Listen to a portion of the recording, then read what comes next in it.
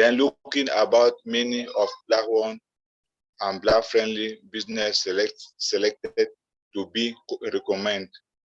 Thereafter, always share the link on which people can apply to become members and ambassadors anywhere and everywhere on a social media to show the safe list on allowblackpeople.com. COVID-19 update in Cameroon. Confirmed cases of 98,402 with 1,550 deaths on a total of 479,421 vaccine doses had been administered. From Cameroon, here is Ambassador Roland Gassan. I am because we are. Thank you very much. All right, thank you very much, Roland. I think since we don't have the rest of the speakers on, we can have our co-founder, Mr. Mapondera, come on.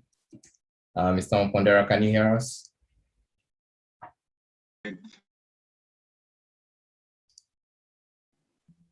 Okay, I think I can hear you. Can you hear me? Yes, we can hear you, and we can see you now. You can see me now. Okay, that's good. That's good. That's good. Okay, well, welcome everybody. Good morning, good afternoon, good evening, wherever you are. As usual, it's always a pleasure to be talking to you on Saturdays. That's one of the few days of the week, that I look forward to. Okay, last week I just touched very briefly, that I wanted to talk about on the subject of know your resources. As I indicated earlier on that we talked about gold some time back. I hope the information we discussed last time, must have encouraged some of you to start looking for where are the gold resources in your own country, get a permit to own a mine or to own a claim, so that you can do some artisanal gold mining. As it stands right now, gold is going at very phenomenal prices. It's like 59 US dollars per gram. So all you need is probably 2 grams a day. That gives $120 per day. And if you do that, is 30 days of the month, that's over $3,000. How many people make $3,000 per month? So that is wealth that is right there, but we just have to be conscious of it and, do some research work and find out how we can acquire that. Otherwise, the next thing that you'll hear that may be very close to your own village or at your own home, there's some international companies coming up and say, oh, well, we discovered gold here, and they start mining and they're all running to try and get employment from them. But I'll just putting gold into context as to why one of the few examples, of why it is important to know your resources and what the value there is. We're busy crying, that we have no employment, we have no money and so forth. But one of the things is to look at the resources that we have and how we can beneficiate them for our own sustenance. Now, last week I said I wanted to talk about the iron and steel. Issue of iron and steel, to me, is one of those things where when the colonizers came to Africa, they made us believe that we did not know or have any kind of technology that we knew. But the truth of the matter that civilization as we know it today, it started from Africa. When you look at the pyramids, that was a very high level of mathematics and physics, which up to now, they're still struggling to give us credit for having put those structures up. Because we did not have any cranes, we did not have any equipment, in the way that we talk of equipment today. But when you look at those structures, they are not only confined to Egypt, but they're also in many other parts of Africa. Our technology right now is evolving. For instance, we understood how heat transfers, that we put up appropriate structures, the kind of buildings we had, whether you go to Timbuktu for some of the, recorded history that we have, and we still have some remnants, for civilizations, gone by, where the way we constructed our homes was in relationship to the climatic conditions that we had. We put structures that kept us warm in the winter when it was cold, and also kept us cool in the summer when the heat was, when it was very, very hot. Now, today, they're now trying to tell us, that well, you've got what you call the adobe structure, you've got, rammed earth structures and so forth, for which buildings made out of that material cost a lot of money in the Western world. But when we were doing it ourselves, they identified it as, well, this is primitive, construction work you're doing, and this and that and so forth. So what they did was to dispossess us of the know-how and the technology that we had. Then they bring to us the technology and the know-how that is totally irrelevant to our situation. The net result of that imported know-how and technology is really transferring of resources to Europe or wherever. Now, this brings me to the question of why I think and why we should all realize that the iron and steel is a very, very important component of our lives. Before the advent of the Europeans, our people already knew how to process iron ore into cast iron. They were making their own spears, they were making their own implements. So that the whole understanding of the chemistry of converting iron ore into cast iron, and then that cast iron would be converted, into the implements and weapons, that people needed, either it was for hunting or for defending themselves or during wars and so forth. They did all those things, okay? But now, because we did not continue with that know-how and pass it from generation to generation, and improve on it to meet our today's needs. When the colonialists came, they just kind of cut off that whole process. Then they introduced their own way, which again was dependent on the raw materials, the resources that we have. What do you need to make a steel? Steel is a component of, you need the iron ore, you need the calcium carbonate, and then you need ores from, chrome, manganese, nickel, and so forth. All these components are found we have them in Africa. So what the Europeans were doing, and all the other people that have come into Africa, they'll come and take those resources, take them to their own countries, which is because it's a raw material, it's of low value. They'll go and establish their steel plants. And when with those steel plants, then they start making construction materials, reinforcing, and all kinds of things that we require. So we start to buy those things from them at maybe 10 times the value of the iron ore that they got from us at very low prices. So I'm saying this, that there are certain things that when we are raised in Africa, I don't care which part of Africa it is, we're not made to associate with certain issues, with certain products, How often, even our own parents, we cannot blame them because they just didn't know. Some of them probably worked in some of the steel-related, companies and so forth, but they never looked at it from the point of view that, well, the things that we are using here would actually be making them here in Africa, or in our respective countries. So if you look at your own daily lives, how much role does steel play in your lives? I mean, from a fork and knife that you, or a spoon that you use every day, that is a product of steel. From door frames in some of the places, we use steel door frames, and you use steel structures for construction, for making bridges, in building, reinforcing steel.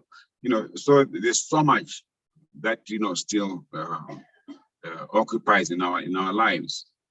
But because we were made to believe that these are not things that we should be thinking about, and quite often when we are going through school, we don't think, well, I want to be a steel producer, I want to be a steel manufacturer, I want to understand, how steel is made.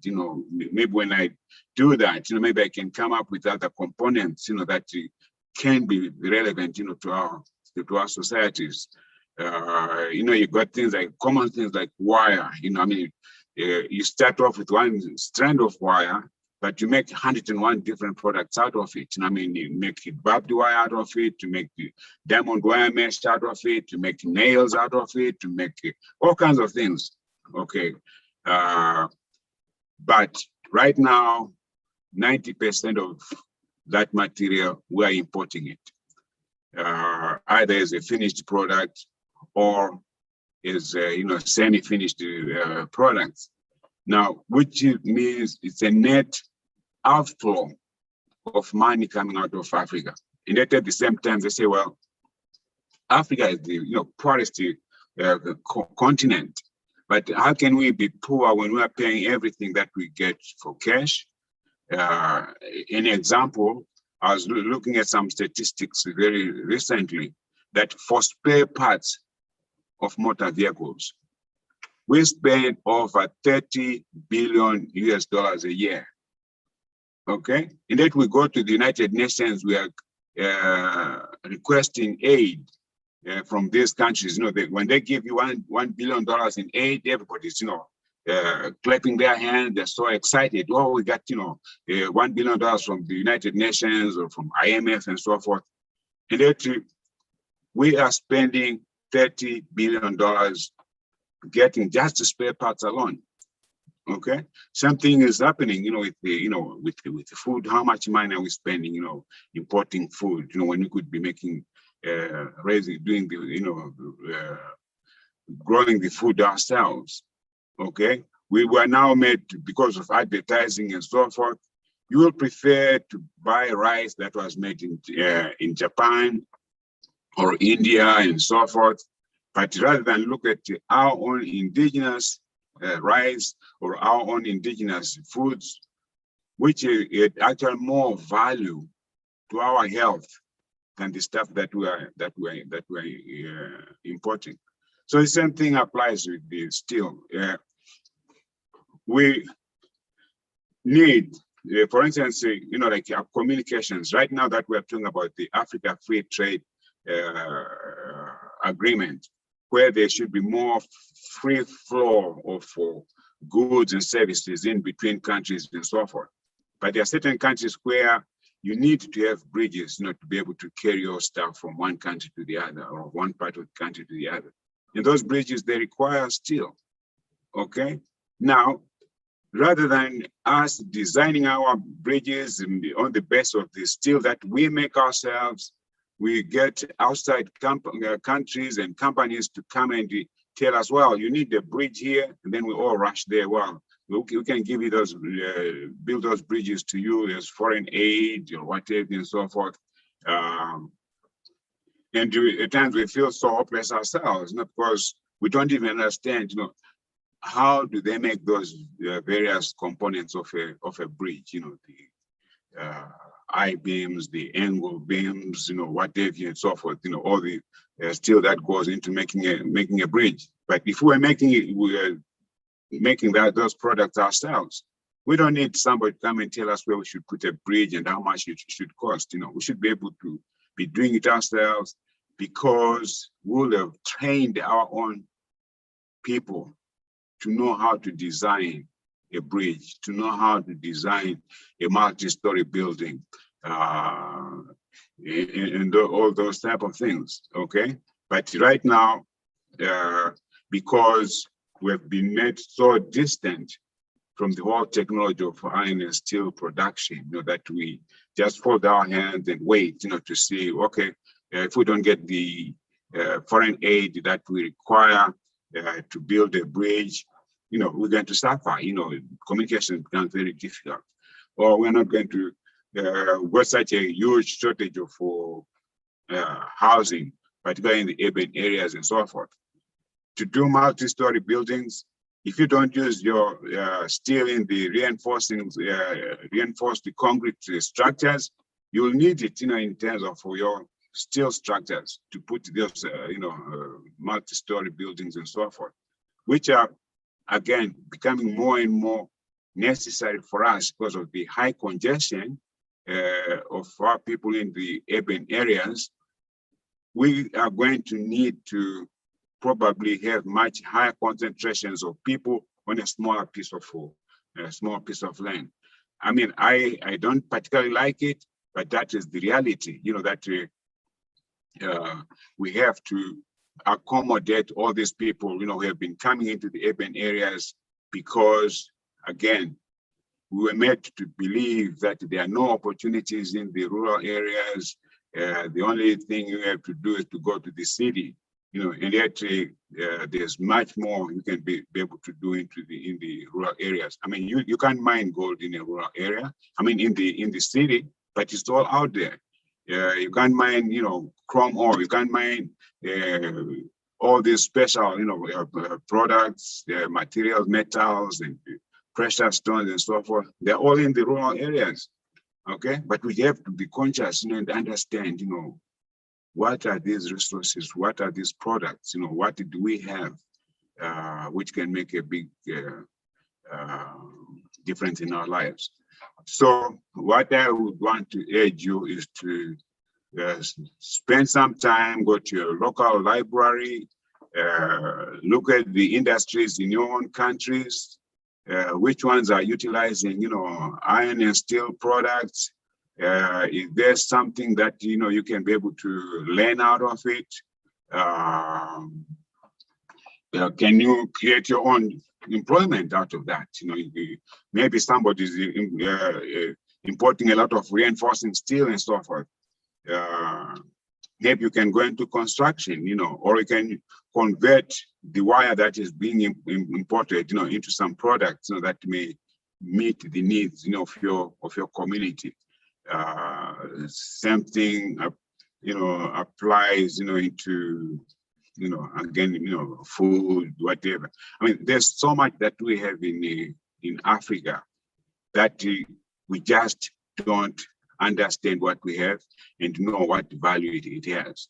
For all those people that are dying in the Mediterranean Ocean or Mediterranean Sea, trying to go and look for opportunities in Europe and so forth, it's a result of the fact that they think there's nothing at home to give them sustainability. And I can understand it's out of ignorance, not knowing what is there. And again, as I said last time, economics and the politics are always intertwined, okay? If you're not active, politically, you can't put somebody in power who is not sensitive to what your needs are, okay? Or if you help to put somebody in power, at least you're in a position where you can influence their thinking, say, hey, I now see quite a few African countries are putting a lot of emphasis on the development of youth and, and women, because they know that is the most active constituency right now in African politics. If you don't have the support of the women, if you don't have the support of the youth, you're not going to win any election. Okay, and so those are things that we are going to take advantage of, and you can't say, well, oh, I can't, I don't know what this government is doing and so forth. I mean, you are the enlightened guy. If you are not going to get involved in politics yourself, at least support causes for those who can represent you in parliament or whatever type of political system you have, so that those people can reflect what your needs are. Okay, I mean, I've seen situations where probably somebody with less than some maybe high school or less education, but because they're being politically active, they end up being your member of parliament. They end up being your representative. Now, if you know more than the guy who is representing you in parliament, then don't blame him if he doesn't come up with programs that are going to affect your lives. Okay, same thing with the technology. You cannot expect a legislator who doesn't understand what steel means to your life. How are you going to ask them to put import duties, taxes to limit the amount of importations of those products so that you can be able to develop your own industries? Okay, so you have to always link those two. I don't have a situation where I say, well, politics can operate totally independent of economics or vice versa. I mean, the two are quite intertwined. Okay, but it's again up to us, and this is I hope that the essence of these discussions we have on Saturdays help to enlighten you, that you start looking at things from a different perspective. Okay, and as I said, this is the latter day Pan-Africanism. Okay, we're no longer just talking about the political slogans, well, this, that, no, but we want to convert into how, if I have a product in Burundi, how does that product help somebody in Swaziland, where they may not have that product? That's the later, definition of Pan-Africanism today. Okay, it's no longer our older generations, the Nyereres, the Nkrumahs, and so forth. They were more concerned with the political independence, and that was what was appropriate at the time. We had to have the political power in order to be able to determine what our lives should be. But for us now, for this generation, we're going to look at a whole different issue, redefine that Pan-Africanism in the context of where we are as a people today. Okay, the Africa Continental Free Trade Agreement is all about that. They say, look, we must now start looking at the African economies from a holistic point of view. We must make it easy for businesses to transact, between countries. We must be able to move from one country to the other and so forth. And as they say, by 2063, they want to see full integration of Africa, in all spheres, politically, economically, and what have you. Okay, but 2063, many of the people in the AU today may not be there by that time, but they're just putting a roadmap where the next generation can aspire to follow. And of course, you have to make the necessary adjustments given the situation that you're faced with. I think that is what I have. I mean, of course, there is the technical side of iron and steel production, which I will not get into. I don't think it is necessary. But I think for those of you who are still in school and so forth, think about going to do a degree in metallurgy, a degree in geology,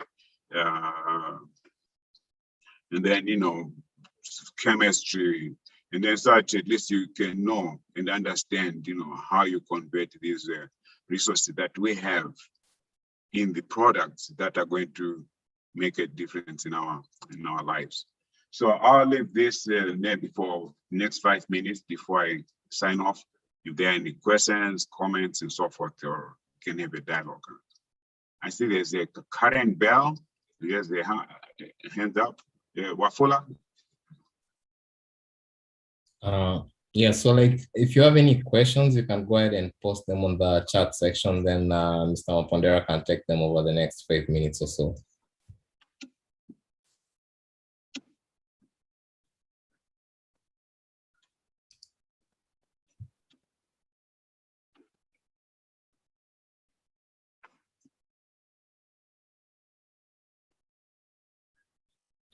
So I see we have a question from Andrew Magombo.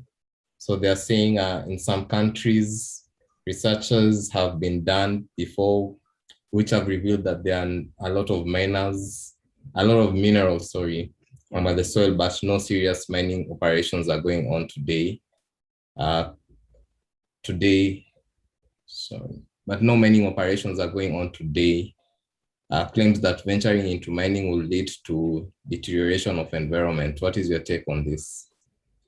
No, the thing is that everything can be done when you've got the proper environmental policies.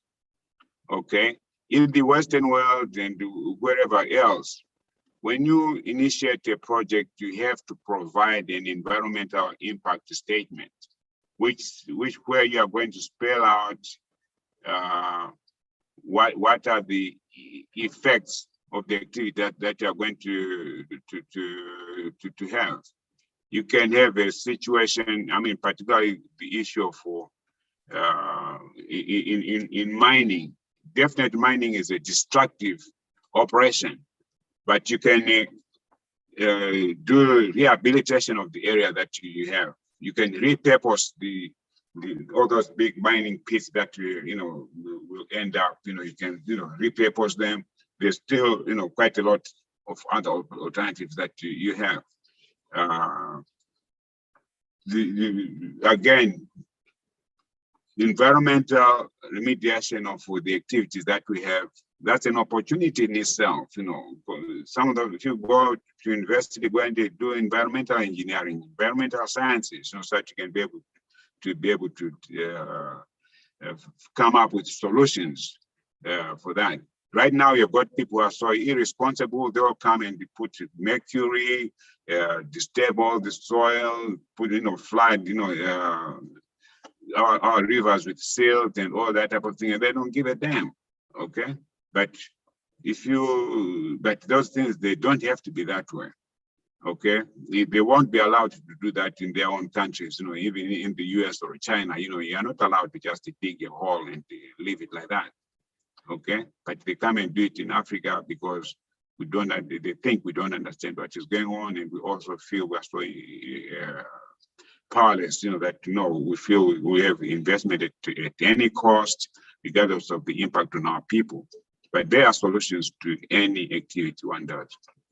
Yes, who is the other person? So there was that Karen Bell. Yes. Unmute yourself, I can't hear you. Hello, Mr. Mapondera. Yeah. All right, so I don't see any more questions on the chat section. No, there's that lady, she has her hand up, Karen Bell. Do you see her?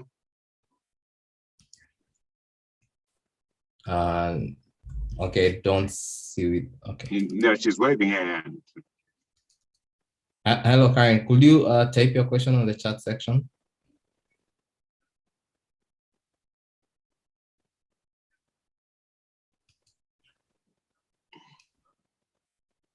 Well, okay. It's just as quick for her to just unmute yourself and say what you want to say.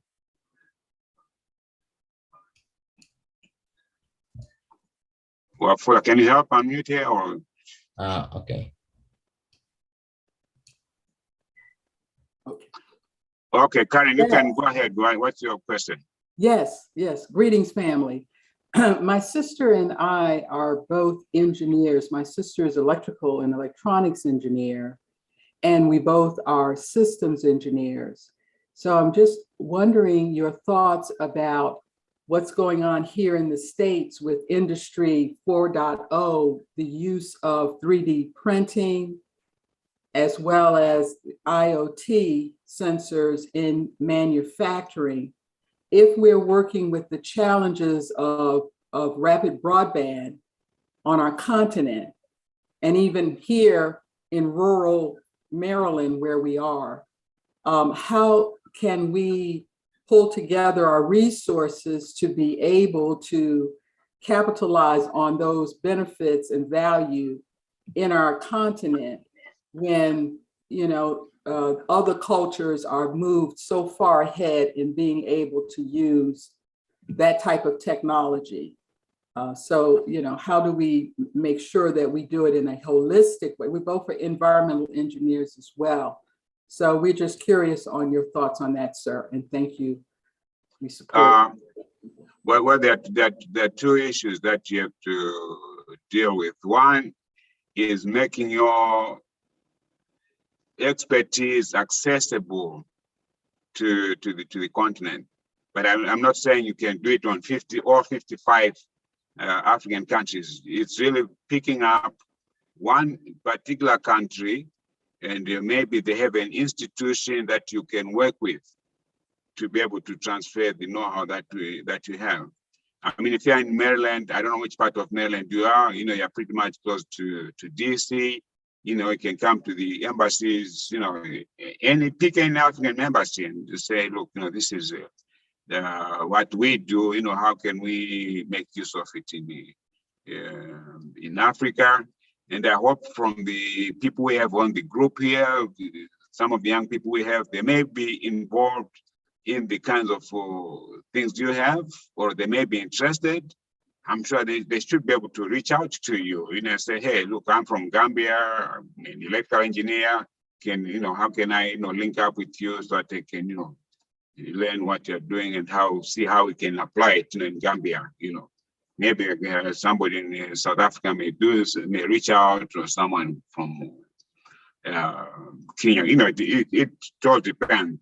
But the only thing I can encourage, that for everyone on this platform, Karen is saying, yeah, this is what I have. How can I make use of it in Africa? Okay, so you be in a position where you can help here. Again, you can get my details from Alex, and you can reach out. I live in Washington DC, so we can have a discussion on that as well. Okay, anything else? All right, I think my time is up. Next week we'll figure out something much more exciting as well. Maybe what we'll talk about next week is how we can develop collaboration and cooperation between those in the diaspora and those in Africa. So I think what we may do is to come up with some of the views that we have, and then see how we can link up with the people in the organizations in those areas of interest to you. Okay, thank you so much. You all have a wonderful weekend, and power to you. Aluta continua. All right, bye. There's Roland Gaston wants to say something. Wafula.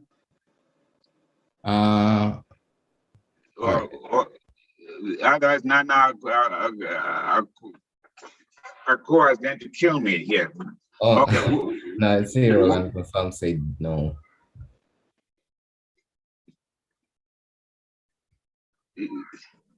All right, and okay, what's happening? Yeah. Yeah, I also see like we're out of time because we want to bring on Ralph Chevry, who's been helping us with our earthquake relief program in Haiti, to speak about the efforts they have been doing there so far on the ground, before Nanakwa comes on in the next minute. Yeah, okay. All right, okay. Ladies and gentlemen, it was a pleasure talking to you. We'll meet next week. Okay, thank you. Okay, bye-bye. All right, thank you so much, Mr. Mpondera. All right. All right, so as I just mentioned, we've been having an earthquake relief program happening in Haiti, and we have Ralph Chevry with us on the call, who will be talking more about our efforts there. Ralph, can you hear us? Yes, I can. All right, great. We can hear you from our end. So maybe, I think for the next maybe 2 minutes before we move on to the next session, you can give us a brief overview of what you've been up to in Haiti with the earthquake relief program. Okay, yes, I can. Can you hear me? I'm sorry I came on late today. The internet was down and only started working about a few minutes ago. But can everyone hear me? Would you please respond? Yes, we can all hear you. Go ahead. You cannot. Did you say you cannot or you can? We can hear you. Okay.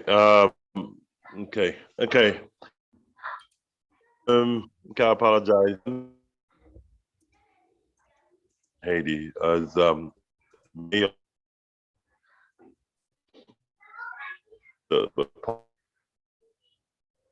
whole country, it's gotten to the point of uncontrolled now. It's obviously can't do anything. In order to get things partly ravaged, it's in the south part of Haiti, and you have to go through the south full and that.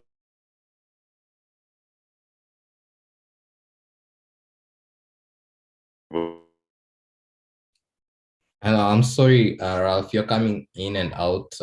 Is there anything you can do to improve your network? I'm afraid not. This is why I removed the video, because the internet was giving me issues. That's why I shut off the video. Am I still coming on and off? Okay, no, you're a bit I don't know. better right now. Okay, can you hear me now? It's a little better. I'm moving around. Yes, is this better? Can you hear me? Yes, we can hear you. Okay, I'm gonna make this quick and succinct because I know the time is short. Communication is bad. As I said, the country is ravaged. The gangs have surrounded the whole country right now. Really, we have no police. They can't do anything. So it's very hard to get things from Port-au-Prince to the southern part of Haiti, which is where we have been able to send some things. We did send water. We've sent some food. One of the things that we're trying to send right now are tennis shoes, because as I spoke to one of the kids, and I could see that he didn't have any shoes. We had him on the video, and I asked him what happened. He says, "Well, they lost their shoes, and a lot of them walking around with sandals, and it's really not safe because with the rubble." So what we've been able to do is we bought some shoes, quite a few, and we're trying to get it to them. There's one kid from the area that we have in Port-au-Prince at our house right now, which someone would just have to come down. So we just brought him to our house. He's here in the yard, right with me right now, but you won't be able to see him. But there's a few things we're trying to do. So right now, I'm moving around in my backyard trying to get a signal. So I don't know if you can hear me. But so far, that's it. I hope next week I'll try to get on and have a better communication. But it's very difficult right now in Haiti. The area's ravaged, and it's even hard, very tough getting things through to them. This is really terrible. It's even worse. And the last one, a lot of damage, a lot of people died, but we didn't have those gang issues. Everyone worked together. We didn't have any insecurity issues. Right now we do. And that's the biggest hurdle. That's what we have to get over, to try to get them the stuff. But within a few days, I'm going to try to send someone up there again to bring them tennis shoes. We did send rice, we did send water. Okay, we haven't sent any tents yet, because there are some tents. But the other day, when there was a truck going over trying to carry tents, the gangs broke the trucks and they took the tents, and we don't know why. The tanks are pretty big, and bulky, and they attract attention. So basically, you really have to get things through to people. You can't send a regular truck, but they'll just pull the truck over. So what you do, you just get a transportation, a bus transporting, and you put it inside the bus, and you get some people in the bus to carry it, just so as to not attract attention. I don't know if you guys heard me. I'm trying to move around, trying to get a better signal, but there are internet issues. Would you be talking in the air? I'm not sure if everyone hears. Hello? Yes, Ralph, we did hear you on that second bit. So Again, thank you so much for your efforts out there, and also taking time to join the call despite the internet connections. So maybe next week we might get a better signal as well. Yes, I apologize for the bad signal. Okay, but I will try again next week to get with you guys and brief you a bit on what's going on. I apologize. The internet is just a mess. All right. So thank you so much again, Ralph. Thank you, everyone. Thank you. I also missed a lot of what the gentleman was saying. I really would like to hear. I caught it just at the last second, and I really wish I had participated and I didn't hear it. So if there's any way, if you have a recorded session, I really would like to see this. The conversation sounded very interesting to me today. Again, I missed it. Yeah, I'll definitely follow up with the recording for today's session with you. I would love that. Well, okay. Well, thank you, everyone. I guess if it is over, well, this is annoying. Well, we'll try to do this next time. I apologize for the connections, guys. All right. Thank you. Thank you, Ralph. So up next we have Nana Akua. I'm sorry, Nana Akua, I didn't see you there. I think you joined in with a different name. So Siobhan was telling me that you're actually on the call. I am on the call. I have been on the call, but yes, I could not connect through my laptop. So I'm on my phone. So right. I know it doesn't show up the same. All right, you're welcome. Okay, fine. So, and I've never done this on my phone. So this is a little weird for me. And I don't know, y'all know I'm challenged. I'm technically challenged. So can't show the, I know Dr. Wright has mastered this and being on her phone and being able to show her handouts and stuff still. I have not, so I'm not going to fumble through that. Hopefully everyone that's in the WhatsApp group has received the handouts. But if not, I don't have the visuals for you at this point. But welcome everyone. I'm outside, I'm doing different things. I usually, go through great efforts to get back into my home office and be seated and in front of, my computer and have everything together. I just could not make that happen today. So I have just tried to adjust, tried to bring my laptop, didn't work. So, hey, this apparently though is the theme of the day, having some internet challenges and connection issues or what have you. So yes, we're all working through it. So today's topic, this is the second week of the Pan-African Health Care class. And so we are focusing today on herbal medicine, homeopathic remedies, essential oils, and I think we're talking about superfoods as well. And so we have a little bit of a breeze here where I am. I had my papers laid out and I had to chase them across the patio for a second. So I'm going to see if I can use my handouts. If not, I happen to have been an herbalist for 25 years. So if I have to talk about paperwork, then we'll have to do that. But herbal medicine is basically I saw a message pop up. Great. And I love that you love this class. So this is really wonderful information. And I'm so glad when people appreciate it, because this truly can not only save your life, but definitely improve the quality of your life, right? So we know that God has given us all that we need to heal ourselves. And because of environmental circumstances and different things, how we eat, different stressors that we face in life, and all kinds of outside factors, that our bodies are not always in optimal shape, right? And so we know that sometimes we get off balance and we have illnesses or diseases, or we have things that impact our overall health.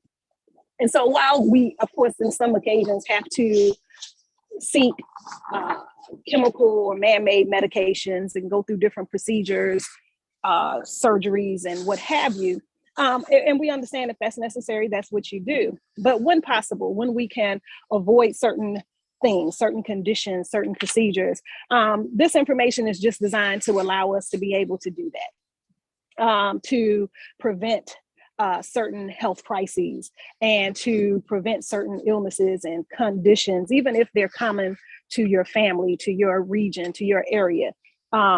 So this information can really be life-changing. So I want to focus on herbs. Again, I've been an herbalist for many, many years.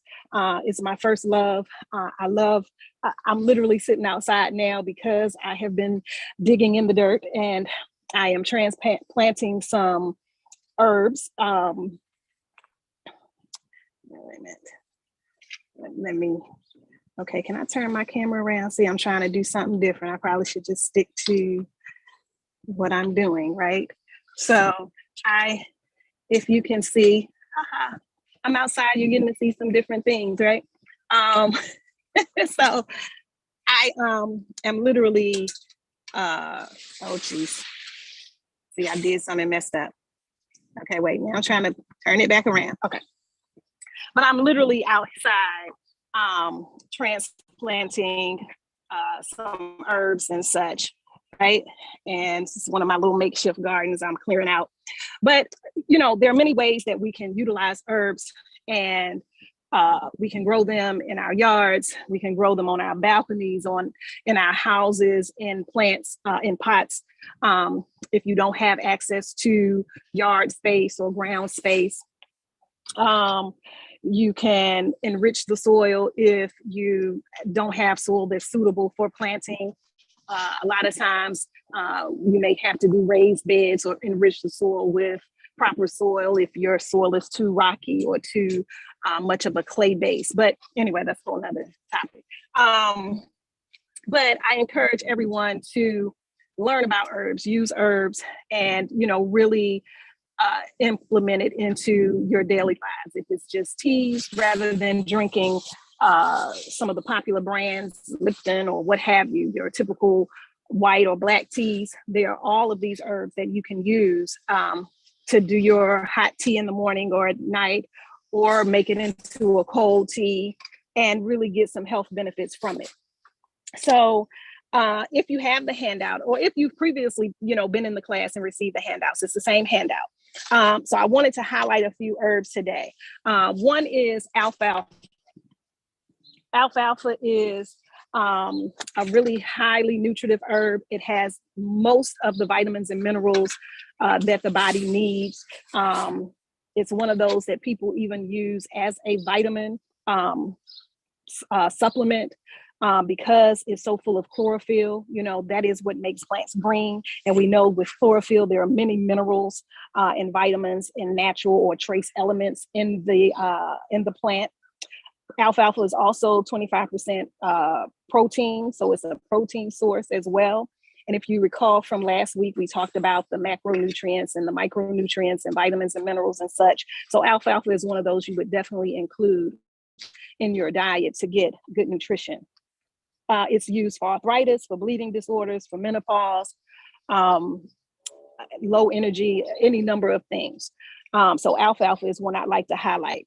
You may not be able to find it everywhere. If you're able to order, it's one that is worth looking into. The next one that I'd like to talk about is aloe vera, which I know that can be found pretty much across the planet. This is a powerful laxative herb. We know that it's healing to the entire gastrointestinal tract, right? So if you are having some indigestion, it can be soothing to the stomach lining. We know that because it serves as a laxative, it's soothing to the intestinal lining. Just as we know topically, it heals burns and cuts and such. So we know that it's soothing and healing internally and externally, right? So it's good for healing wounds, sunburn, other kind of burns. Hang on my paper. See, here I am chasing the paper again. That's what I get for talking with my hands, right? I talked with my hands and I did not hold the paper down. So this will be fun. So that's aloe vera. But as you may know, aloe vera grows definitely in many parts of the continent and other, you know, parts of the world. Another one I'd like to mention, maybe not popular on the continent, but we definitely have it here in the States, is black walnut.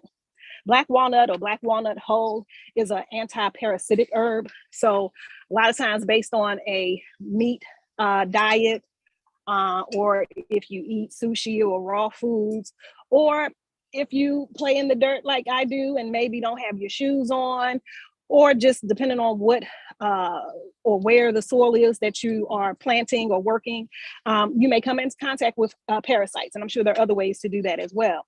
But parasite cleansing is important. A lot of times we need to do parasite cleansing. Black walnut hull is a very popular herb that cleanses parasites from the intestines. So it's also good for poison ivy and skin eruptions and other rashes. So black walnut hull is another one to kind of add to your diet as well. Buchu. I am pretty sure Buchu is definitely found in South Africa. I'm not sure about other parts of the continent. Buchu is a diuretic. It's good for urinary and kidney issues. Urinary tract infections, anything dealing with the kidneys and the urine. And we know that the kidneys are responsible for filtering out fluids from the body. We know that it's directly connected to regulating our blood pressure. So Buchu is an important herb as well. Catnip I'll mention because it's not as popular. However, it is a highly nutritive herb as well. Not as much maybe as alfalfa that I mentioned a moment ago, but catnip, and most people here in the States that have domesticated cats, right? We know of catnip because it sort of, you know, is, what do you call it? It kind of helps them get into sort of a euphoric state, and, you know, they run and play and go crazy, right? But catnip used for humans, right, internally is excellent for diarrhea, flatulence, colic in children, and it has a mild sedative effect. So if you have any emotional stress or tension, catnip is really great for. And again, a lot of vitamins and minerals in catnip. So that's worth mentioning. I think it's one of those underrated herbs as well. Echinacea Goldenseal, these are pretty popular. I don't want to discount them, but I also want to mention I want to mention them, but I think they're so highly used and mentioned. I want to mention herbs that maybe you've not heard before. And maybe this is a good thing of using this phone. I can see the messages as they pop up. So the last three herbs, you know, I'm just talking off the cuff now. So let's see. I mentioned Buchu, I mentioned catnip, I mentioned aloe, and I mentioned alfalfa. So I hope that helps. But Echinacea and Goldenseal, excellent on their own. Most people use them together because they're good for boosting the immune system, fighting infection, that sort of thing. Echinacea specifically increases the white blood cells in the body. And so if you have a cut or an insect bite, even a snake bite, different wound healing, Echinacea is great for topically as well as internally because it helps increase the healing time on the skin. Goldenseal is used. Some people even, you know, purport that as a herb to just use. If you didn't have any other herbs or access to any other herbs, they would have Goldenseal if they couldn't have any other, just because it's so multifaceted. So Goldenseal does a number of things, has a healing effect on most organs in the body. So another powerful one. So I didn't want to overlook it, but I don't want to. I got to gust the wind again. But I don't want to not mention it. And there's so many herbs. Oh, and someone did send me a message, and I didn't respond on the WhatsApp group, and they were asking about heel pain. So let me just speak about maybe herbs that are good for pain in general, and then maybe some that are good for soaking, right? Because I'm tempted to kind of go through all of these herbs on this list, but I know that time doesn't allow. And I figured I would do something a little different and not just go through what the herbs did, but maybe focus on what historically people have used different herbs for in terms of certain conditions. So let's talk about physical pain, right? Let's talk about body pain. So if your feet are aching, if they're sore, if you have heel spurs or plantar fasciitis or bunions, or I don't know, any number of conditions, some of the herbs that have traditionally been used to relieve pain in the feet are peppermint, linden flowers,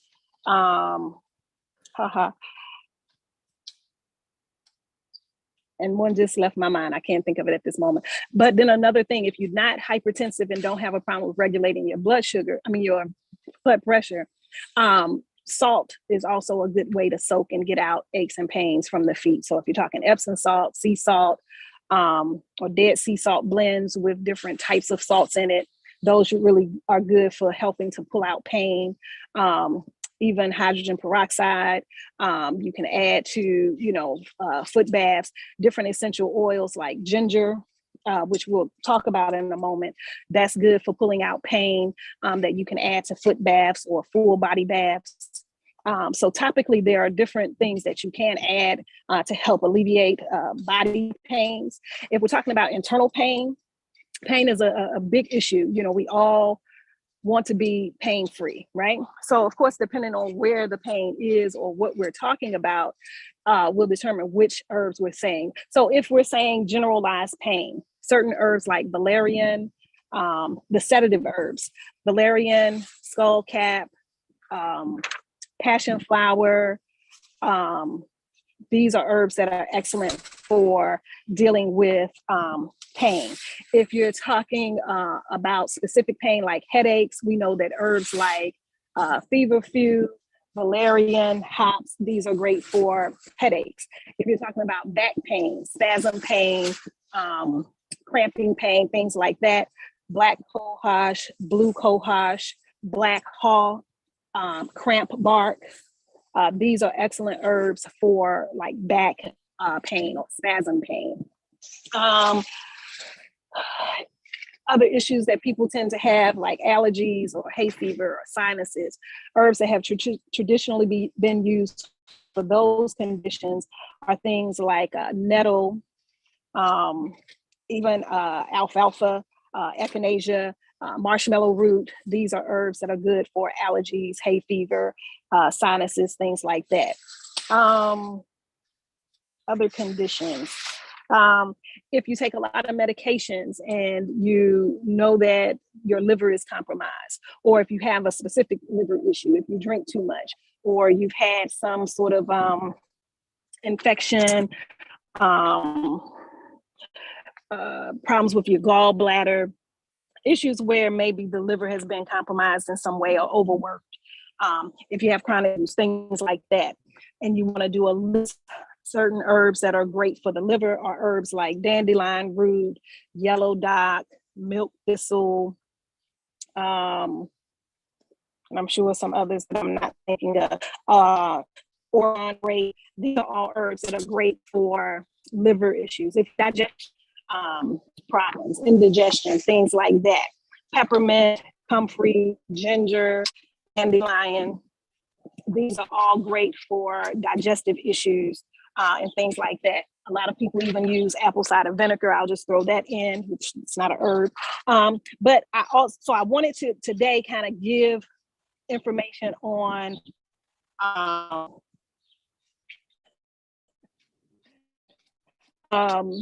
of just which herbs to use for conditions. If you're constipated, that's a big one. If you don't have regular bowel movements, which is absolutely essential, right? If you do not have regular bowel movements, there are herbs like senna and cascara sagrada. I mentioned aloe already, that's a laxative. These are things you need to include in your diet because we must move our bowels. We must cleanse our colon every day. Increasing our water intake will help with that as well. Let me move on. I don't want to keep talking so much, but I know if there's a condition that I didn't touch on that you're interested in, you'll let me know. And you can always email me. Yes, I'll go for 99.9% accurate. I'm okay with that. Someone said my information is 99% accurate. That's pretty good. So let's move on. So there is a handout. If you have the WhatsApp handouts, you will see there's information on the safety of herbs. I do suggest you read through that. This is information I had collected years ago. It's just good information in terms of taking note of taking precautions when using different herbal supplements, even gives you suggestions as to how to administer it. And because I don't want to get specifically into that in terms of who should take what and at what amount and what frequency, because I'm not giving specific recommendations. I'm simply educating you on what the historical uses of some of these natural plants that God created can do for the body. I'm not saying this will heal this condition or the other.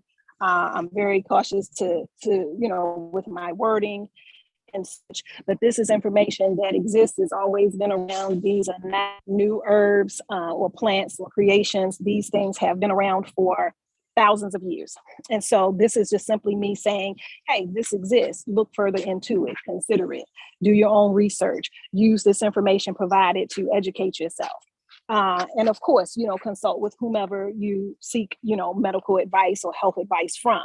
But these herbs are natural. We know they've existed and they've done great things for people over the years. Another, so let me, wait a minute.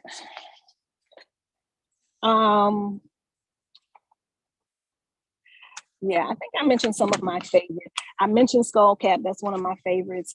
And that one is good because typically women who are pregnant, children, seniors, elders can use it. It's mild enough for folk in certain sensitive conditions, but it's also strong enough to really help with a lot of situations. I think I mentioned ginger, garlic. I didn't mention garlic. I don't love garlic. It's such a strong and overpowering taste. However, it is an excellent herb. You see the sun is shining. Thank God. Garlic is excellent. A lot of times though, you just have to figure how much you can take in terms of the taste and the odor, of course, right? But we know that garlic is excellent for detoxifying the body. It helps boost the immune system. It lowers blood pressure, improves circulation. It's used for arthritis, asthma, circulatory issues, cold, flu, digestion problems, heart disease, or heart disorders, insomnia, liver disease, sinusitis, yeast infections, just on and on. So I didn't want to not mention garlic. But for as much as you can maybe cook with it, if you can even find an odorless garlic, and of course, everything in its natural state is best, but that's just sort of one of those things where, people may not want to be around you too close if you eat a whole lot of garlic, right? Because of the smell. But for as much as you can do it in its natural state, some people will juice it with greens and things like that, kale, celery, cucumber, or what have you. But again, has a strong, strong taste and aroma. But if you can cook with it, juice with it, great. If not, if you can take it in supplementation form, that is very useful for some people. So that may be something that one would want to consider adding to their natural regimen. And moving on to what I can't see is my clock. Okay, 11:18. So moving on to the next natural remedy that we're talking about today. We're talking about homeopathic remedies next. What I want to do is point out the difference between herbs and homeopathics. So homeopathy is basically natural occurring substances that are used for healing the body. The difference with homeopathics and herbal medicine is herbs are strictly plants, of course. I keep combining words. Homeopathic remedies may be plants, they may be minerals, and some may even come from insect parts and such. So it's all natural occurring, but not necessarily plants, right? So homeopathics is another form of natural medicine, but not strictly plant-based. And so the handout that I did post gave sort of the top 10 homeopathic remedies, right? And so I wanted to highlight a few of those. These are especially good in, I'll say, acute situations or accidents or situations where you need sort of immediate attention. Some people will take to homeopathics better than herbs. Some herbs, works best. So just knowing though that both options exist is a great tool to have so that you can see, okay, homeopathics worked best for my back pain, but herbs work better for my indigestion or my blood pressure, what have you. Use both, or certainly try both, look into both. These are just all options to add. It's not to say one is better than the other. So there is a home remedy called Allium cepa. This is made from the onion plant, right? And so the concept this is a great opportunity to mention this. The concept of homeopathy is like cures like, meaning that condition can be treated by that same thing if given in the right dosage over the right course of time. Okay, so while we know if we're cutting an onion, right, our water, we develop tears, it creates leaching of fluids, right? So we know that what it treats is watery eyes, itchy eyes, runny nose, irritations to the nostrils. So like in a cold or flu situation, allium is a possible remedy for that. So you see how that works? So in a certain situation, it will cause that condition, but in the right situation and dosage, it will heal or cure that situation. Another remedy is arnica. Arnica also comes from a plant. It comes from the mountain daisy. This can be used topically or internally, right? And so these are mainly for situations of shock or trauma. So if you were playing a sport or if you injured yourself and you needed some relief, the arnica is excellent for keeping your body at a relaxed state while going through the process of healing, okay? Topically, if you were to spray it on a sprain, or you strained your knee or your ankle or your back while doing some physical form of exertion. So arnica can be used topically and internally.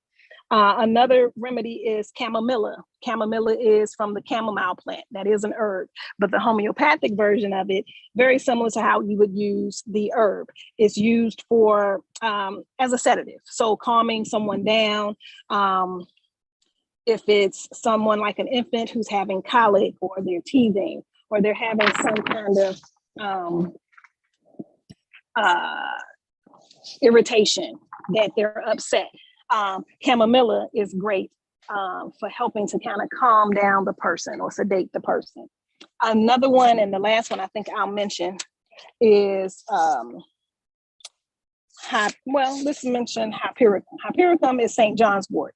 That's also a plant-based one. And this is a good remedy for injuries to the nerves or nerve pain, right? So if you smash your finger in the door of the car, or in the door in the house, whichever, that shooting nerve pain, or you have sciatica or something like that, and that nerve pain of the lower back shoots down your leg. Hypericum is a herb, or a homeopathic version of it, of that herb, is used to alleviate that pain. And so this is just sort of another handout that is provided, is sort of a natural first aid kit for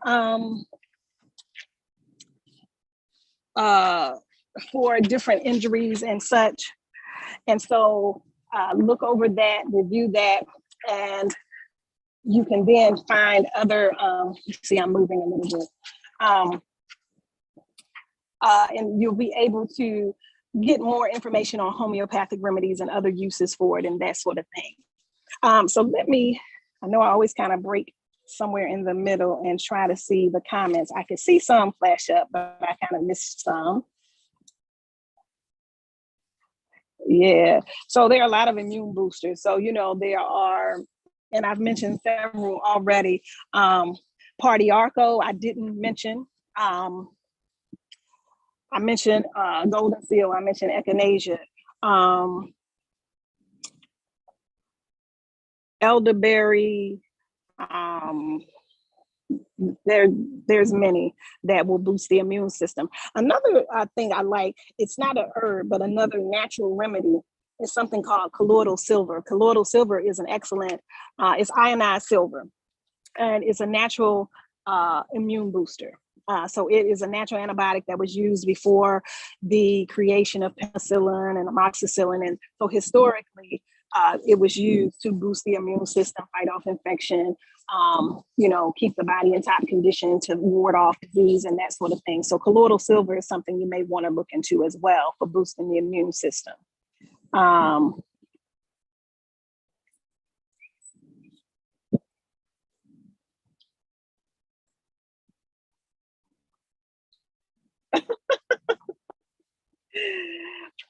You all are funny today. Someone is saying to use an African accent. Red lips. I don't really know what that means.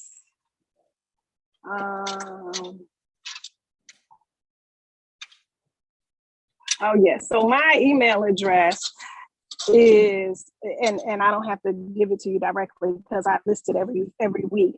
But I won't take the second right now to type it in. I will in a minute. But Nana Akua, NANAAKUA, the number 1 @gmail.com is my email. So any questions you have, if you need the handouts, you can email me.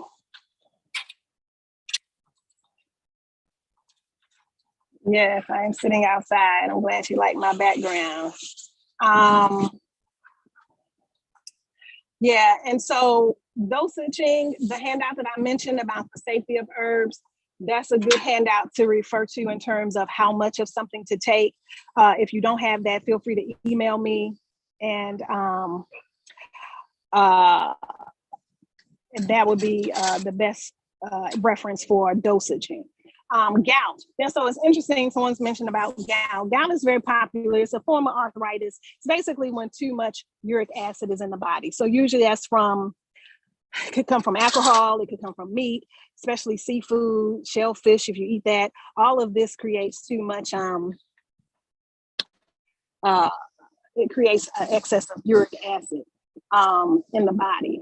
And you really have to handle it diet wise, but also there are some really good supplements that are great for that. Celery is the one that's coming to mind, and I'm sure there are many others, but sea cucumber is another anti-inflammatory, but any anti-inflammatory herbs would be great. We know the celery is a great diuretic and has a lot of minerals and such in it. So these types of things kind of help get rid of uric acid in the body. That's the best way to treat gout from my experience. Okay, so I think those are all the questions for me. Herbs, wildlife tea soda.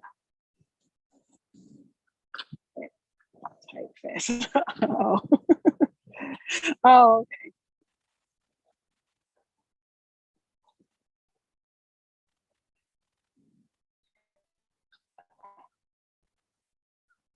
Okay.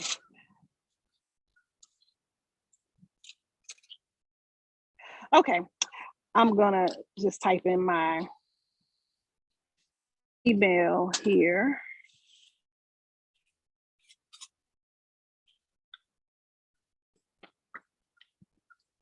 Okay, so let me close out the chat. So, thank you all for indulging me. I feel like I'm kind of all over the place, kind of sitting and standing outside. But so let's move on to essential oils. The essential oils are basically the flowering parts of different plants that the distillation process of drawing out the oils from those flowers are bottled and used for healing purposes. So there's an oily substance that is extracted from different flowers of plants that have healing effects. And we use them in different ways. We may use them topically for baths, for air freshener, for hand sanitizer to cleanse our space. We may use it in massage oils to heal the body or to relax the body through massage. We may use it in diffusers just to emit the aroma into the air. And then of course, if you have therapeutic grade or food grade, I should say food grade essential oils, you can even use it internally. So some people have used different oils, juniper, helichrysum, neroli, things of that nature internally to heal the body. So there are many, many uses for aromatherapy. It's not just smell good in candles. It has a lot of healing effects. You can even use them in suppositories or douche with essential oils. You can make mouthwashes with it, shampoos, all kinds of skin or body products. You can use it topically as a compress.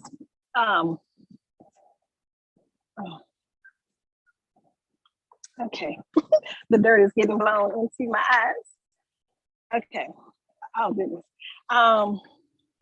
So this is where my hair is wrapped up. They didn't even recognize me, y'all. I was already on here. They didn't know I was on here. And I'm like, I got the camera on. You don't know it's me. I'm on here. But yeah, I always wrap my hair when I am working outside or working in dust or dirt or anything. I digress. So essential oils that I would like to highlight. There are many that I really, really love. Some are very popular, we know of already. Again, I want to highlight ones that are maybe not as popular that you haven't worked with. So the first one I want to start with is cinnamon. So we love the fragrance of cinnamon. Maybe we love the taste in baked goods or in different foods. But we know that the essential oil of cinnamon has antidepressant properties, antiviral properties, and antibiotic properties. It's good for infections, for colds, for arthritis, for rheumatism. Spiritually, it's used to kind of elevate your psychic awareness and ability. It's energizing. It promotes prosperity, promotes like physical energy, enhances your mood. So cinnamon is excellent. So I really want us to kind of be aware of the wonderful uses of cinnamon aside from like cooking, okay? Another one I'd like to mention that we also use in the kitchen, but has a lot of healing effects also is clove. Clove is great for warts, toothaches. A lot of people use it for toothaches, muscle pain, colds, diarrhea, chest infection, things like that. Also enhances memory. It's a protecting essential oil. So a lot of times in different spiritual rituals and such, clove is used to promote courage and for protection. So clove, highly underrated as well. I'd like to, now I've mentioned ginger already, but ginger is one of my favorites. I can't say that I love the smell, you know, it's a very strong smell. However, it's so healing and so powerful. We know that internally, people love the taste of ginger in ginger ale or ginger beer or things of that nature, or just straight ginger tea. But we also know that the essential oil is very healing, very powerful. I mentioned baths earlier. Excellent for baths, for aches and pains, but also for reducing fever and drawing out that achiness from, say, the flu and that sort of thing. It kind of just kind of draws away aches and pains and soreness and strain and all of that, but also fever. So it's good to use when you have a cold. It's good for digestion, as we know, internally and aroma-wise. Energetically or spiritually, we know that it's a good spiritually uplifting essential oil. It's energizing, promotes confidence and courage and assertiveness, right? So ginger is excellent. Another essential oil that I'd like to highlight is neroli. I just mentioned it moments ago as it relates to high blood pressure, but neroli is an essential oil that's a great antidepressant and sedative. It's good for insomnia. It's good for shock. For calming your nerves. It's good for scars, skin care, and such. And it's also energetically or spiritually used for self-purification. It also clears negativity, and it promotes joy and sexual and emotional connection. So if there's a disconnect, this is something that can kind of really be healing and emotionally balancing. All of the citrus essential oils are really great for promoting high levels of energy, purity, cleansing, joy and peace, helps with anxiety, depression, things, lime, lemon, orange. All of these citrus oils are really, really great for just really being uplifting. I always kind of use those if I need to kind of promote or increase my sunny disposition, right? So these are just a few of the essential oils that I wanted to highlight. Flip through my little papers here. And the last part that we were going to talk about, and we just have a couple more minutes, is superfoods. Superfoods are basically, just as I mentioned alfalfa earlier, where alfalfa is sort of one of those highly nutritive herbs that has a lot of vitamins and minerals. That is precisely, so it is a superfood. That is precisely what superfoods are. Superfoods are those foods that contain nutrient-dense properties. It is full of different vitamins and minerals that the body needs to survive. So choosing very well and very wisely what foods to take in, this is a list to start with. So these are, excuse me, foods that you know that are going to be good to add. So if you're trying to improve your diet, you're figuring what foods should I eliminate, what foods should I include or increase or make, more available. This is the list to start with. So there's two lists in this handout. I'll focus on this first list. The other list is more so powders or supplements that you would add to, shakes, things of that nature. But the first is almonds. Almonds we know are excellent because of the vitamin E. We know that it is a good source of protein as well. Has calcium, even more calcium than a lot of other vegetables. Broccoli rabi, this is good for your vitamin A, C, and K. Also has good iron, potassium, and calcium in it. Avocados, we know, have the good fats or the healthy fats that the body needs. We talked a little bit about that when we talked about nutrition last week, right? Raw milk is listed here. This is not something you can easily get here in the States because everything is pasteurized, but this is focusing on raw milk that's not been pasteurized. But this is what you would mainly find in like kefir. This is a particular kind of preparation of milk that is a really good source of vitamins A, D, C, D. Wheatgrass is another highly nutritive plant. This is full of iron, calcium, magnesium, amino acids, E and E. There's these what they ginger, on ginger now. Wheatgrass shots, where you take small amounts of wheatgrass every day just to get all of those nutrients into the body. Some will then add the larger smoothie or juice drink. Salmon is the next superfood. We know that it's, again, full of the essential fatty acids, your omega-3 and 6 that you need in the body. Flax seeds. Flax seeds is a good source of fiber. We know that it's high in a lot of minerals like phosphorus, folate, magnesium, copper. It also is rich in B6 and manganese and dietary fiber.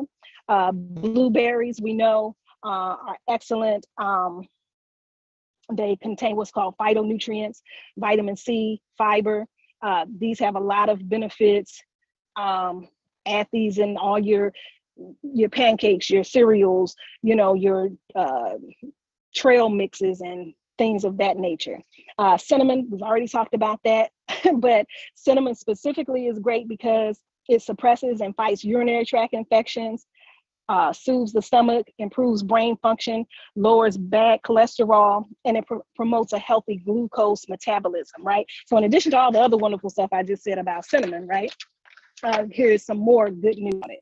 And then sweet potatoes. We know that sweet potatoes are high sources of beta carotene, vitamin B6, vitamin C, fiber, and potassium, right?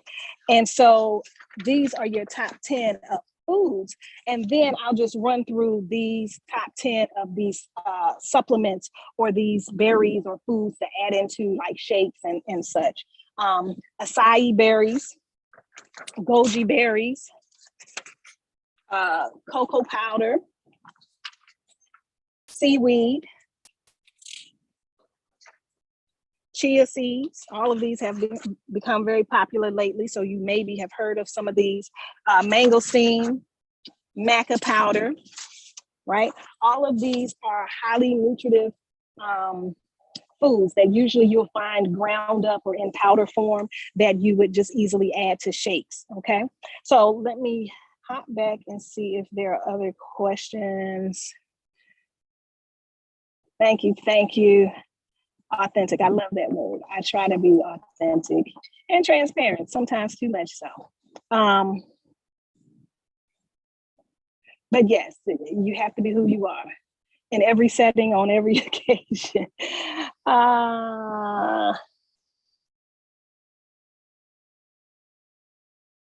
Great, awesome. Okay, thank you for that comment, Ramona. Okay, so I don't think we have any other questions. So what I'll say is, I know I feel like I rushed through, and I definitely crammed a lot in. I think because, and it was great to hear from the brother from Haiti, so I'm not mad.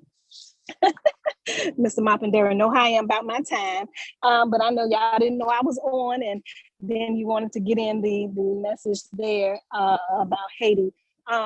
So some of my time was cut into, but as you know, I've said before, I'm always on a time crunch, and so I have a very regimented schedule. So the next thing I have, I still, and of course, Dr. Wright is on after me. So I am, of course, sticking to my time frame, even though I was cut into a little bit. But what I'd like you to do is to go through and, again, if you have the handout, you'll see that the last page gives sort of an overview sheet of, and it states herbs, homeopathic remedies, nutritional supplements, and foods such as superfoods and juicing.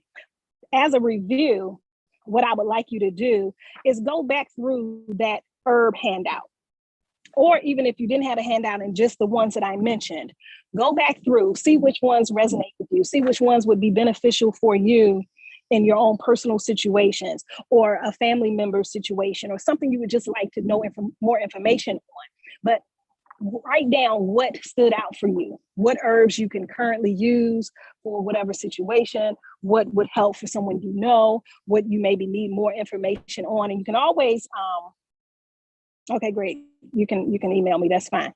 And you can always, what I was actually just going to say, and you can always email me if you do have a question. What I prefer though with the emails is I don't really want to get into giving advice. I don't do that anymore. So I prefer you not really email and say what to do for this. But if you read through the materials, what I would like, if you need more clarity on what is already in the materials, that's what I would prefer you use the WhatsApp chat for, or the personal email that I've listed for. Clarity on what you have read, or if you need further understanding, or if you need me to point you in direction for more information. That's what I'm preferring. Same thing with this review, homeopathic remedies. I didn't really go over, but a couple of those. Go back through that handout, see which ones might be useful. If you're an outdoor person, or just in your commute back and forth to school or work or what have you, if you have come across situations where you've cut yourself or punctured yourself, or you've gotten sun exhaustion, or sunburn or heat stroke or something of that nature, there are remedies that's listed there for those types of things. If you've gotten food poisoning or you've eaten something that didn't agree with you, there are remedies for all of these things listed in this information.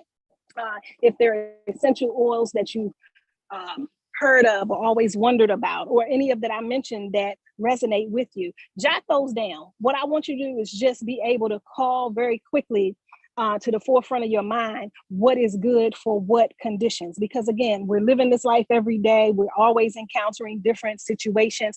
I really want you to use this information as a tool to feel better, to not suffer through things that kind of happen on a day-to-day basis, that there's natural remedies to address. And so as opposed to having to run to the pharmacy shop, you have these natural herbs and essential oils and homeopathic remedies in your medicine chest already, or your kitchen is already stocked with superfoods that will heal different situations. So go back through, review these things. If you have any questions, let me know. And next week we will talk about, yes, handling stress effectively, right? So we'll talk about how to manage stress, how to relieve tension, breathing exercises, self-massage, reflexology, all of those types of things. So until then, as always, I bid you good health and peace. And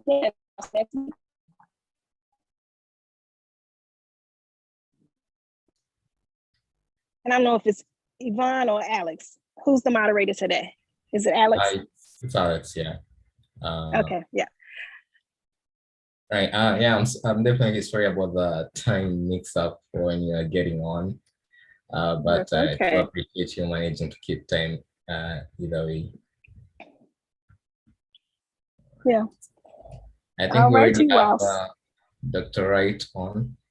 Yes, I'm here, and you see me momentarily. Okay. So you're ready for me? Okay. Yes, we are ready for you.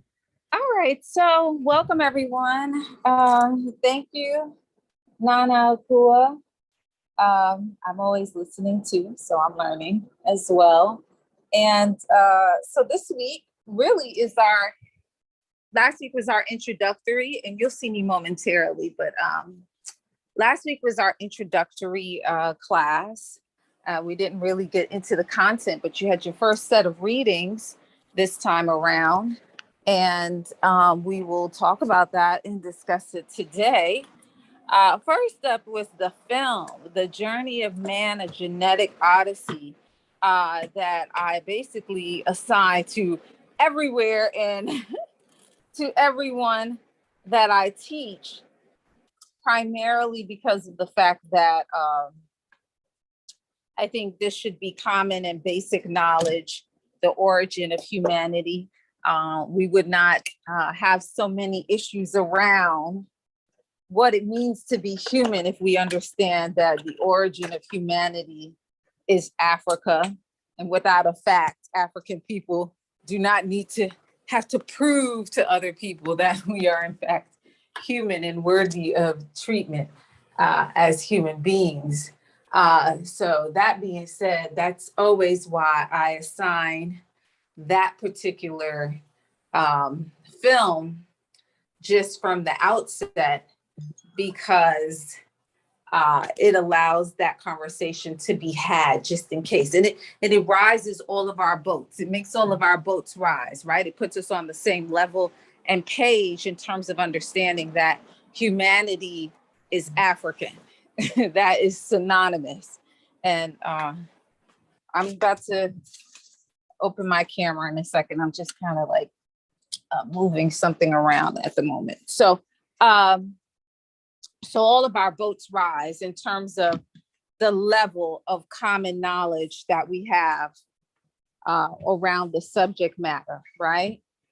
So that is why I assign that. And I'll probably be just showing a couple of clips to highlight a couple of the points that are in there. And I don't want us to get caught up with Spencer Wells, who he is, all of that, as much as I want us to stay focused on just the hard science presented in that particular film, which is the DNA evidence that proves that we are all, in fact, from the same origin.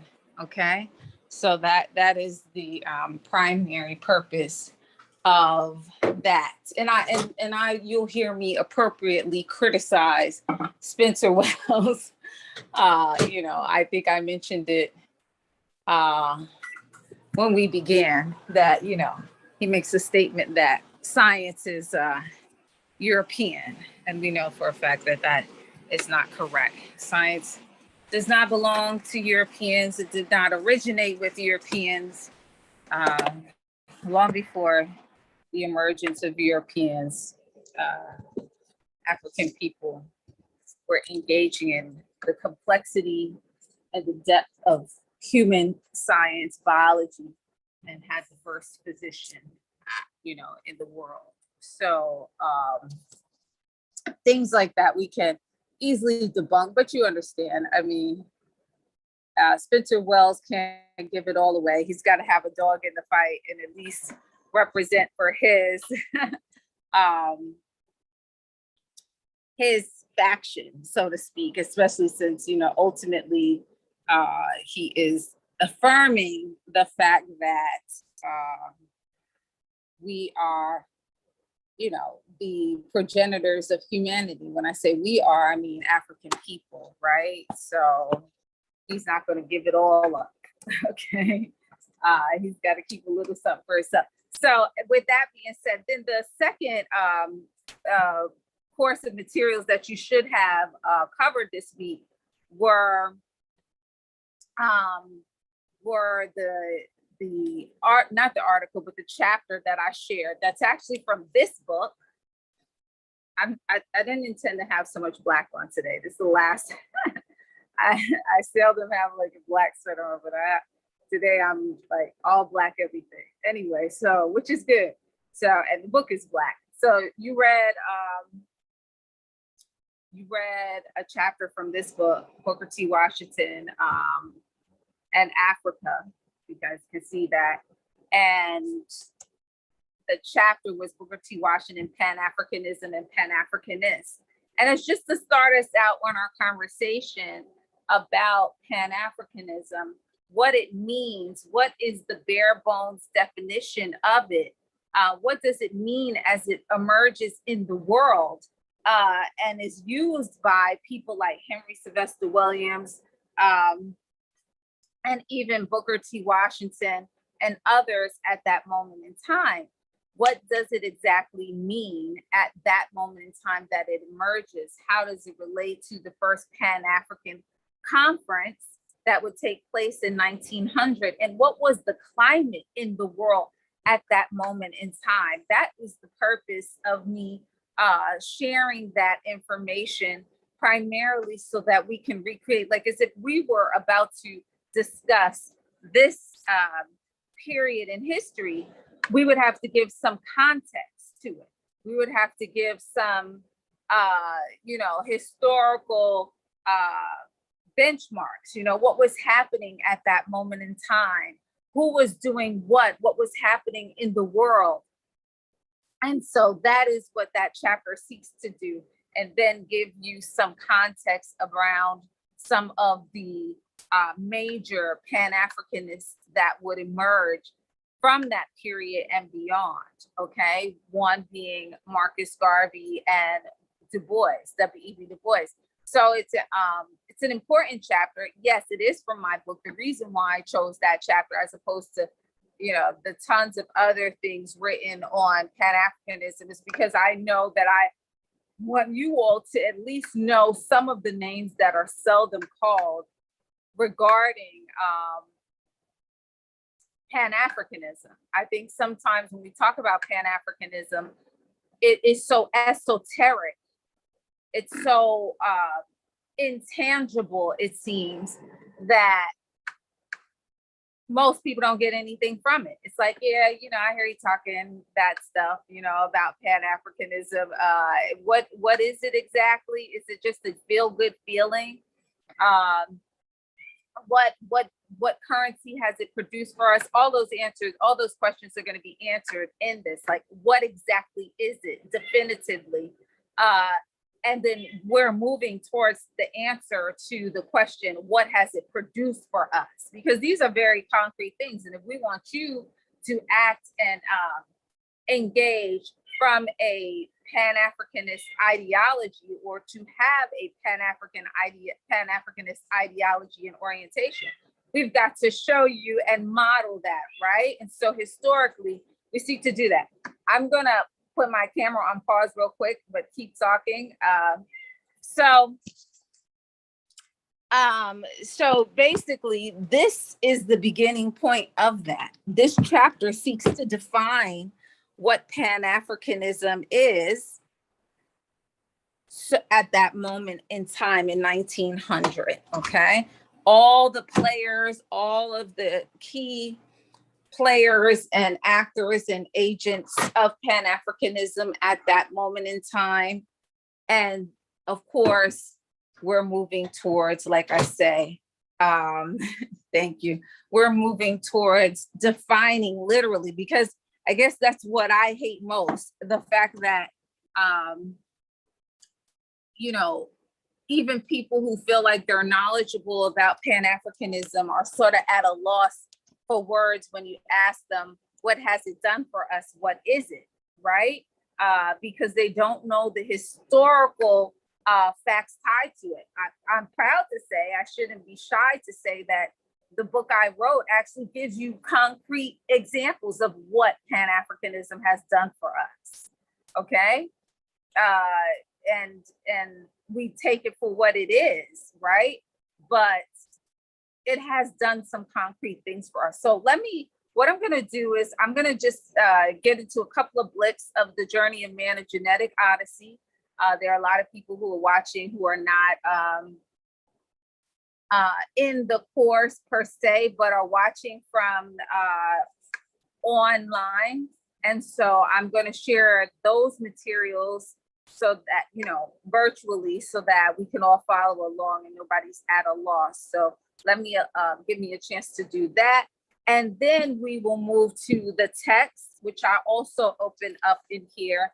That's from this book, Booker T. Washington in Africa. And we'll delve into the bare bones definition. So what you're gonna learn today is the bare bone definition of Pan-Africanism, the historical context, meaning what was happening at that moment in time when this term emerges in the world, when this concept emerges in the world, and then some of the variations as it moves onward, okay? So, you know, meaning variations of Pan-Africanism. Du Bois' Pan-Africanism would not be the same expression of Pan-Africanism that Washington would practice. It would not be the same expression of Pan-Africanism that Garvey would practice. However, there would be a common thread, like Shekhar Dajab talks about the cultural unity of Black Africa, that common thread that runs through all of them. We will learn what exactly that is. And I go even further in the book to say, in that chapter that, Washington's Pan-Africanism, independence through industry, sort of his philosophy around Pan-Africanism in terms of how to organize oneself is very different from what, even I come from in terms of politically, right? Nkrumah would talk about, Pan-Africanism being the unification of Africa under scientific socialism. And that is like gibberish to most people. So I'm going to get into some of the variations as we go forward from a certain period. Okay, so that's what I'm going to cover today. Give me a second. I'm going to keep talking, but I am going to take my camera off so that I can share my screen momentarily. Okay. That being said, let me.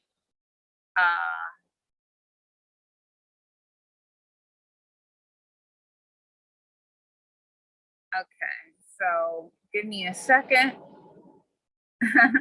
Well, you can always go back and watch the film. Thank you, Nana Akua.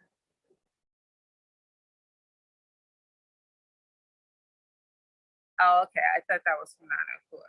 Okay. Hello, everyone. Thank you.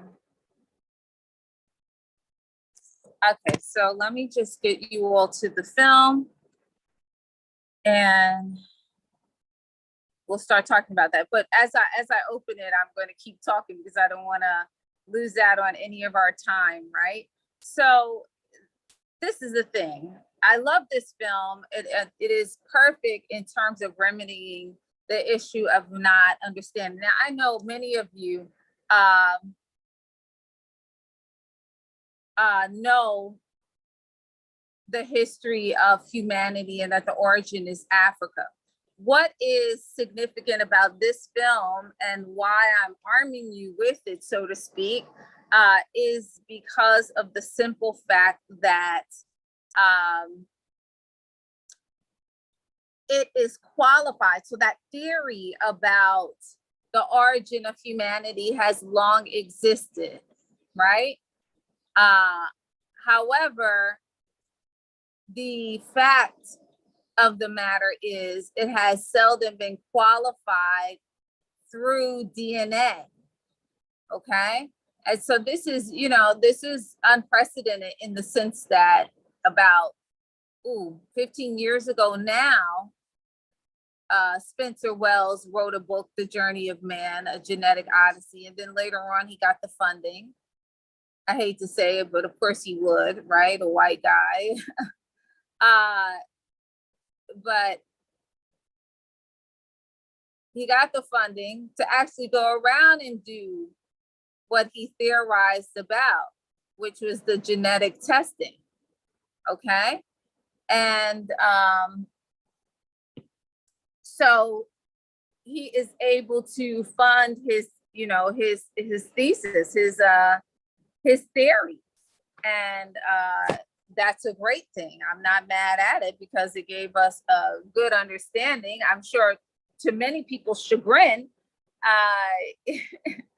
he proved the point they didn't want to prove. Okay, there's a lot of people on the earth who would like to say that the origin of humanity is not Africa. I even have students who are not African people who, when I make them watch this, they're very Native American, and oh my gosh, it incites them, the idea that humanity began in Africa. They would actually even like to argue that it isn't possible, even though the DNA evidence is presented there. So, why am I showing this to you? Because the position through which I theorize, or the position from which I theorize, is one that says we're not simply human, we are the humans on this earth. And the irony of us having to over and again argue our humanity, okay? The other reason and position, or the other reason I use this and theorize from this position, is to essentially establish that race, this physical and social construct called race, is in fact not real. Melanin is a human jacket. You shouldn't leave home without it. It's very dangerous to move around the world and earth without melanin. That being said, in the West, it has been created used as a marker and a construct to a physical characteristic to build a construct around. And that is a pathology, because race cannot be biologically proven, okay? The other reason why I use this film is to give us a reminder as to how old we are, right? So when we get into the other conversations later down the line in this conversation, how old we are is relevant. When I say we are, I'm talking about African people whose natural characteristic is to have melanin, which we call blackness, okay? And yes, because this construct has been imposed on us, we are identifying or calling ourselves Black, fine, but we're so much more, right? We're so much more than simply a physical characteristic. And that's not to negate the fact that there's been culture constructed out here in the West around Blackness. However, that's not necessarily all of the world or most of the world. But that being said, I use this so that we can understand that race is not real, that this is a pathological construct imposed on us. And that's exactly why we have to struggle against racism in particular, okay? Because it is a small group of people's pathology. We have been here a long time, human beings, Africans, and I use that synonymously, for 200,000 to 300,000 years.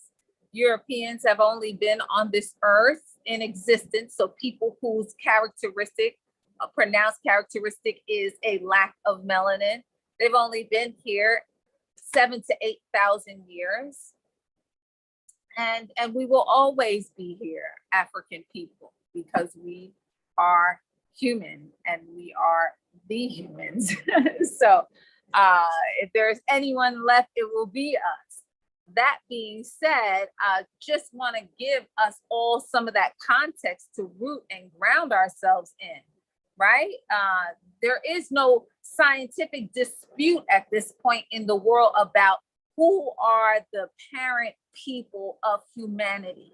This is not up for debate or discussion any longer. It has been scientifically established that African people are the progenitors of everyone else on the earth, okay?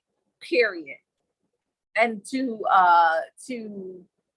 try to say something else, meaning when people say, well, you know, maybe that's not true, I'm always open to that. I'm always open to, maybe you're not, since you don't have your origins in Africa, what exactly are you? What kind of hominid are you? I'm always open to that conversation where people take their self out of the human family tree. However, don't shake our roots. Don't try to uproot our foundation. We are the progenitors of humanity, and that is not just a theoretical fact, that is a scientific, undisputed scientific fact at this point. Okay, so I'm going to go to just a little portion of the film that drives home that particular point. And, you know, if you haven't watched it, please watch it. Those of you who are not officially in our course, please go to YouTube. You can go to YouTube. It's called The Journey of Man, A Genetic Odyssey. I think it's essential and foundational. And like, yes, we put up with Spencer Wells just a little bit to get the information, but for the most part, Spencer Wells is the person you see, the geneticist you see in there. But for the most part, he understands scientifically what the scientific evidence has bared and what it has proven in the larger scope of things. And so he knows he's not going to stand in the way and dispute that, because it's an undisputed fact at this point. That being said, this is why we use it, right? For this hard evidence. Okay, so here we go.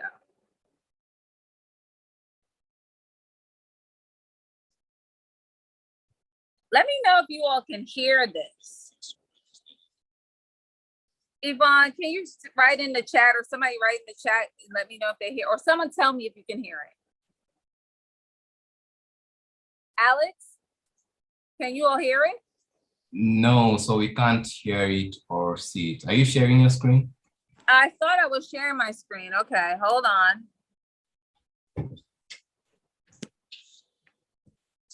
Hold on. All right.